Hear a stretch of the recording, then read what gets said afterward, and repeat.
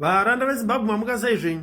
Welcome to part 2 of bullshit that happens in Zimbabwe. Again, I'm going to try and keep this video in English. So, recently our president said that he is increasing his presidential term limit.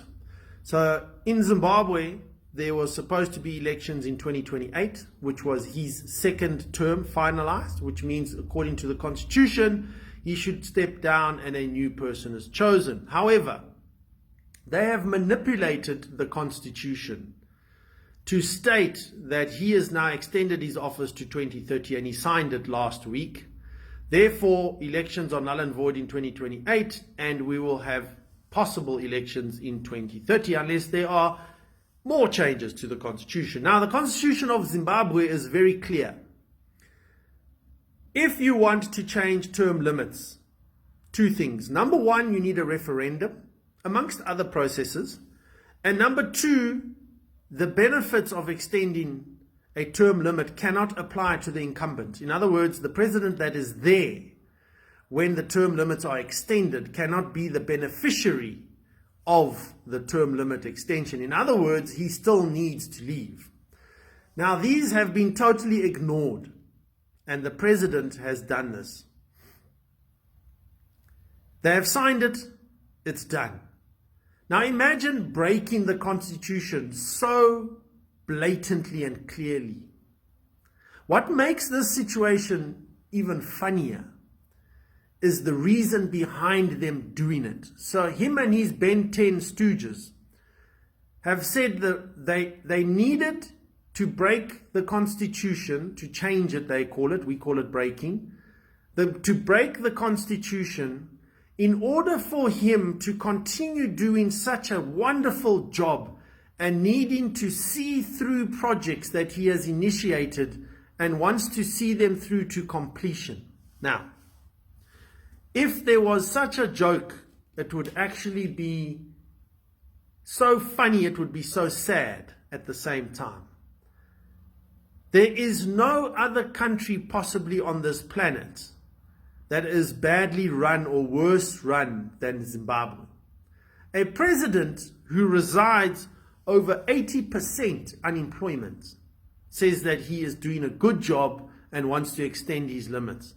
A president who presides over a country where over 30 to 35% of the workforce have left the country to go and seek jobs elsewhere. Imagine having 30% of your population leave because the country is so bad and there's no opportunity. Zimbabwe has 40 deaths per 1,000 births because the hospitals and the equipment in there are absolutely obsolete or do not exist at all. We have probably, I think it's the 4th or the 5th worst income per capita in the SADC region. And there's 16 countries. I think we're number 5. Worst per capita income. There is so much, we are classified as one of the worst red tape countries to start a business. All these facts, I could go on and on. The president thinks he's doing a good job. These are facts on the ground. The president disregards all these facts and says that he is doing a good job in Zimbabwe and therefore wanted to extend his term limits. There's also something else that happens in Zimbabwe. It's called the presidential whatever scheme. So the president's got the presidential borehole scheme, the presidential scholar scheme, the presidential this, presidential that. What happens is the president hands out these things to citizens, in effect buying them. Have you ever heard of any other presidents getting to a point where they call people to State House and give them bicycles, gives them cars, gives them money for fuel? That money that is being called the president's money is tax money. There has never been such open and blatant vote buying or bribery in the history of any country as it is in Zimbabwe. The president, through one of his intermediaries, is busy buying every single person of influence in Zimbabwe on social media. He is calling people ranging from celebrities, social media personalities, people who have a lot of following on Facebook and all that stuff, soccer stars, musicians. He is bringing them to State House, giving them and the favorite is Toyota GD6 is the most favorite one, and $50,000 fuel money. That is what the president and his sidekick Zambarafuta is doing, between giving people all these things and buying people these things, in an attempt to silence the social media narrative of what Zimbabwe is really like. Well, I'm here to fix that. I'm here to tell you the truth about what happens in Zimbabwe. Now, that is obviously controlling the social media, controlling the narrative. There are people out there who say, look, Zimbabwe is progressing, businesses are being opened, tourist spots are being visited, there's no crime, there's, things like that. Look, I hate to break this to you, but there's even very nice scenic places in Afghanistan. And there's also nice scenic places in Iraq amongst the rubble and the bombs and the killing each other. There's scenic places everywhere throughout the world. The sad part is in Zimbabwe, there's hardly any of the average citizens can see these scenic places or even visit these scenic places because they don't have money just for transportation to get there, never mind the entry fees to it or a hotel stay. So that is the reality. The reality is there are some people actually saying that Zimbabwe is better than South Africa simply because the crime rate is lower. Now, if we were to use that reasoning, that flawed reasoning, we could then say, well, colonialism was better because it didn't have a lot of crime there either. But it also fed more people. It also had a better standard of living for most people, even though the laws were absolutely horrendous against black people. But let's just ignore that because it was peaceful. Is that the reasoning you are saying we must keep the regime in power in Zimbabwe? Because that's flawed. You see, we now have a situation where we've got the planned protest for the 31st being called off because people want peace. People don't want confrontation. Now, let me just try and ask everyone who's listening, what kind of peace would you experience whilst starving? What kind of peace do you experience if your wife dies while giving birth because there's no medical supplies? What kind of peace do you experience if you're at home unemployed and your child can only eat a slice of bread twice a day? What kind of peace are you going to experience if you need to leave your family for 2 years, jump over a border, maybe get raped or stabbed, come to a country, try and look for a job, work as a gardener, live in a place that's not suitable, get the minimum amount of pay, and then see your family once every year or two? What kind of suffering is that?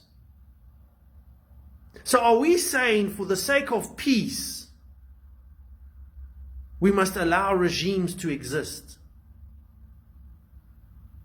What kind of peace is 80% of Zimbabweans experiencing? So the regime is saying, we will be peaceful as long as you allow us to loot and steal. We will stop you from doing your rallies. We will stop you from doing your politics. We will stop you from participating in elections. We will stop you from getting a free and fair election. But we want peace. We are going to stop you from earning your money and owning your land. We are going to stop you from speaking out against the regime, but we want peace. We are going to make sure that your children cannot go to school. We are going to make sure that you cannot access hospital and medicines when you are sick. We are going to make sure when there's an accident, the chances of death are greater. But we want peace. You see, a regime's condition of peace is that we allow them to continue to steal. And if that is the condition for peace, then I prefer war. Because those conditions don't suit me. And they don't suit the vast majority of Zimbabweans. We have, this past 2 weeks, a gentleman shared videos of children being chased away from school. Now listen, let me paint this picture for you. A 7-year-old child wakes up at 5 in the morning, has no food, has no shoes. It is June and July, it's cold. They walk 10 kilometers to school. They arrive at school at 7:30, hungry, cold, but willing to be educated. And told that because they do not have $12 in school fees, they are chased away from school to go home. That is the reality in Zimbabwe. That a child, a 7-year-old child, 7, who has walked 10 Ks by themselves to arrive at school, hungry, to be chased away by a fucking government that sees it fit to buy $150,000 cars for their fucking useless ministers. That is what happens in Zimbabwe. That is what they want peace from. They treat their citizens like shit and they want peace. Fuck peace. Fuck it. If we must die, let us fucking die. Because that is not peace. You own land in Zimbabwe. You think you're hearing stories of a successful land revolution and the people now own land. Let me tell you something. No one owns land in Zimbabwe besides the government. If you own land in Zimbabwe, you own it because government allows you, because you support them or you don't go against them. That is how you own agricultural land in Zimbabwe. Even land kumusha, where we call in the rural areas. Your ownership of that land is dependent on your supporting the regime. If you do not support the regime, you can be on that land for it's been 26 years since the land reform program. You can be on that land for 26 years. You could have sunk a borehole. You could have put fences, paddocks. You could have done everything. If you do not support the regime, you'll be kicked off that land today. That is the reality of what people are trying to paint as a successful land reform program. It is a failed program. Because what has happened is the regime has taken ownership of land so that they can take ownership of you. Because if you do not vote for the regime or you do not support the regime, they will simply take the land back. And if you are a peasant in Zimbabwe and you do not have land, you will starve to death. Everything that I am saying here is the facts on the ground in Zimbabwe. 6 million Zimbabweans ran away from free land. That's how important land seems to be in Zimbabwe. 6 million people left free land to come and work as waiters and garden boys and carers in England. The land reform program is a failure. If you market correctly and look at it holistically, it is a failure. That's just on the surface. If we talk about the starvation, the running away, the losing your family, burnt homesteads, crossing the border, getting robbed, raped, and shot, if we put all of that into the equation, it's even worse. These are things that happen in Zimbabwe. They need to be exposed. Share this video, tag as many people as you can, keep spreading the word. There is an illegal mafia regime that is running Zimbabwe. Warande Zimbabwe mweta zora kana. Zvinorwadza zvinosirisa muri yeZimbabwe ndizvo zviri kuitika munyika medu. Isusu seZimunews Media tiripo pakutsvagira nyaya. Tinouya nenyaya semaonera tinenge tadziita, hatina chatinowedzera kana kutapudza. So don't forget to subscribe to our channel, like, comment and share. Don't forget to turn on the notification bell. Kuitira next time patino upload a video, unoita wekutanga kusangana naro. Thank you so much for watching our video. For that, I am signing out.